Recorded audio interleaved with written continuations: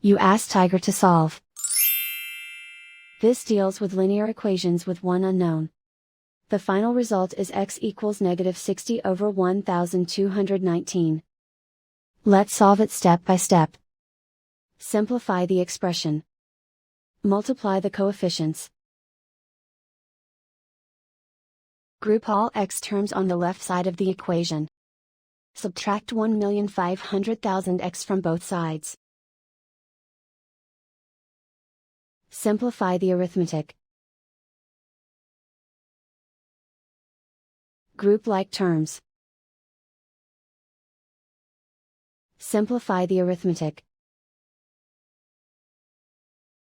Isolate the x. Divide both sides by 609,500,000. Simplify the fraction. Find the greatest common factor of the numerator and denominator. Factor out and cancel the greatest common factor. And so the final result is x equals -60 over 1219.